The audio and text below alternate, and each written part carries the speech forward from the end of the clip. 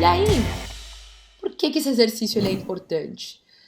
Porque, legal, a gente falou de etos, de patos e de logos, que são esses pilares da retórica aristotélica, que nada mais é do que os pilares para você convencer alguém e persuadir. Mas,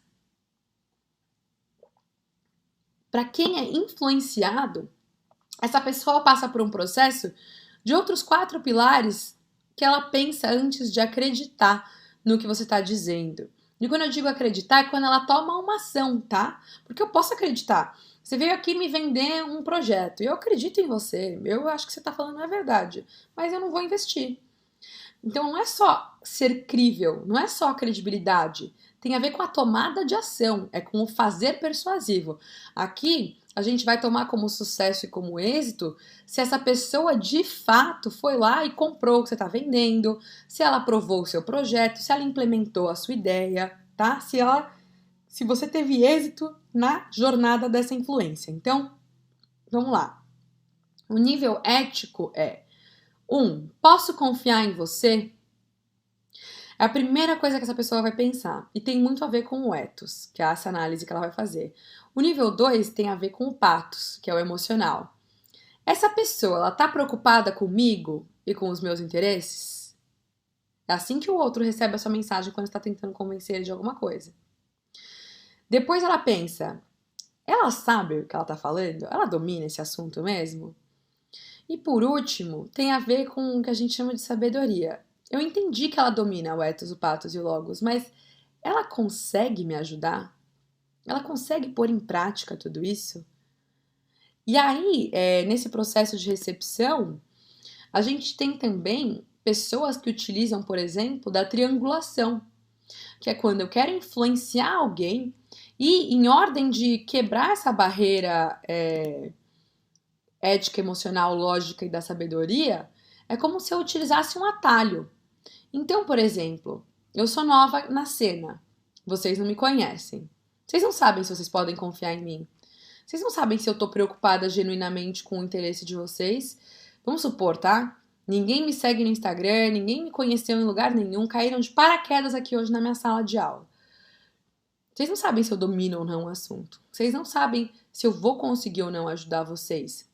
Então, a minha missão, através dessa primeira aula, é remover todas essas barreiras de fricção, mostrando que eu sou confiável, que eu me preocupo com vocês, com o interesse de vocês, que eu domino o assunto e que eu posso te ajudar. É engraçado porque aqui a gente está fazendo uma meta-aula, né? Porque é uma aula de persuasão e de influência em que eu estou persuadindo e influenciando vocês, mas que vocês também me persuadem e me influenciam.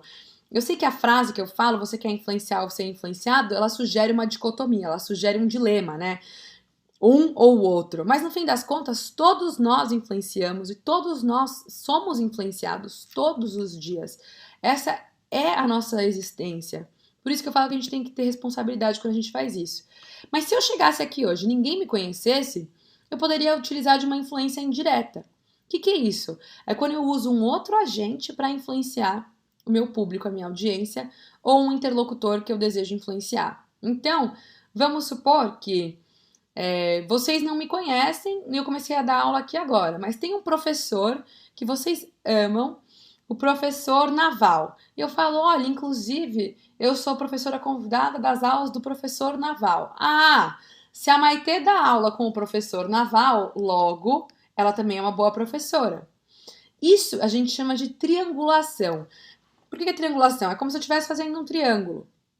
Muito empreendedor de startup faz isso também, né? Então, ele quer investimento desse fundo aqui, mas ao invés de influenciar diretamente esse fundo, ele triangula com a segunda parte para chegar no interesse final.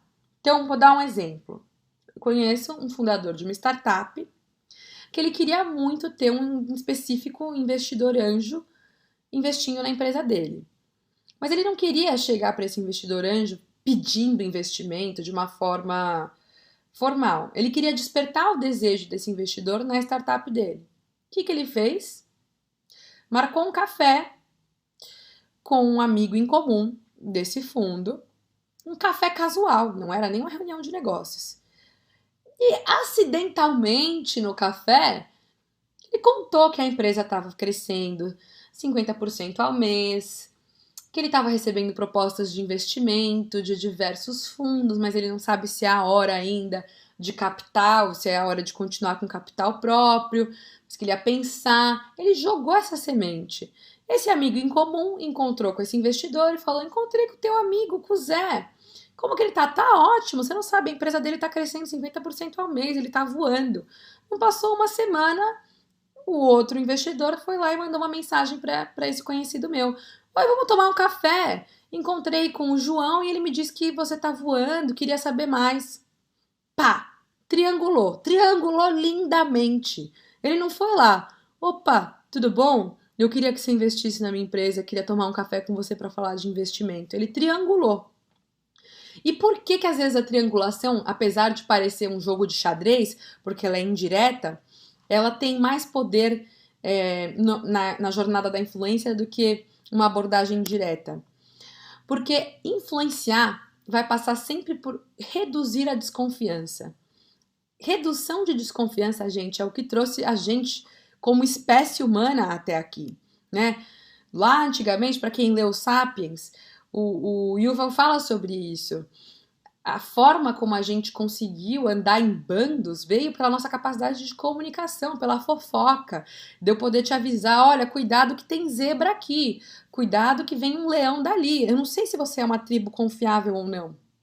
Como eu sei se eu posso ficar tranquila e enfim, depositar minha confiança em você, né? Então, antigamente, né, quando a gente não tinha desenvolvido ainda essa noção da fala como a gente conhece, a gente precisava reduzir essa desconfiança para poder influenciar e se comunicar e criar os bandos, e é o que nos trouxe até aqui. E mais do que isso, essa triangulação, ela é uma ferramenta importante na jornada da influência, porque ela trabalha o desejo do desejo, né? O Lacan fala bastante sobre essa emulação do desejo, como se o ser humano não tivesse um desejo intrínseco, um desejo autêntico, como se a gente nunca tivesse desejado algo da nossa própria cabeça, como se eu nunca tivesse desejado ter essa garrafa azul. Na realidade, eu só vi que a minha prima comprou a garrafa azul e se ela gostou, eu vou gostar também.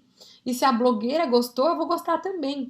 Esse desejo do desejo eu não desejo o meu próprio desejo, eu desejo o desejo do outro. Quando meu amigo conhece uma menina, eles começam a namorar e eu pergunto pra ele, mas ela não tem uma amiga? Não, o que eu tô querendo dizer é, se o meu amigo gostou dela, logo eu posso gostar das amigas dela também. Quando eu vejo uma fila de uma balada e eu passo na frente ali, né, tô naquelas ruas que tem um monte de casa noturna, bares, e eu vejo e falo assim, essa daqui não tem ninguém na fila, essa daqui tá lotada. Qual é a que você quer entrar? Você quer entrar na que tá lotada. Você quer entrar naquela que tá cheia de gente na porta, porque você tem a sensação de que se muitas pessoas querem aquele estabelecimento, logo ele é melhor do que aquele que ninguém quer. E é a mesma coisa quando você vai comprar um bolo na padaria. Quando você chega lá e você vê, ó, aquele ali amarelinho que tem um pedacinho só, foi lá na Sodier comprar o bolo de leitinho, é o meu favorito, eu adoro. E aí não tem só um pedacinho lá, você fala, óbvio, porque é o melhor. Aí você olha para aquele bolo de abacaxi com coco, tá o quê? Intacto. O que teu cérebro pensa? Bom, todo mundo quis esse daqui, logo ele é muito melhor do que os outros. E aí os outros vão ficando encalhado. Ou seja, a gente não deseja nada de uma forma intrínseca, a gente deseja o desejo do outro. E se eu me transformo num objeto de desejo para alguém, naturalmente eu me transformo num objeto de desejo para os outros, porque eu só preciso de que uma pessoa, um grupo, uma instituição me deseje antes para eu ser desejado pelos outros, né? Então, é a partir do momento que sai uma notícia no jornal falando sobre um determinado estabelecimento, e aí os outros veem aquilo e o ethos daquele veículo endossa e você fala, boa, então agora eu confio nesse lugar, eu vou lá experimentar. A influenciadora tal promoveu esse produto, então agora eu confio. Tudo que a gente faz no processo de persuasão é para remover a barreira da desconfiança. Porque a gente não confia naturalmente uns nos outros, a gente teve que desconfiar para sobreviver. né? Foi assim, né? Desde do homem das cavernas. Então, entender que o ser humano não tem um desejo intrínseco e que ele deseja o desejo do outro faz a gente parar para pensar quantas vezes a gente não tomou uma decisão achando que a gente estava tendo controle dessa tomada de decisão, quando na realidade a gente não estava decidindo, a gente só estava desejando o desejo dos nossos amigos, dos nossos colegas, enfim, daqueles que confiam naqueles que a gente já conhece.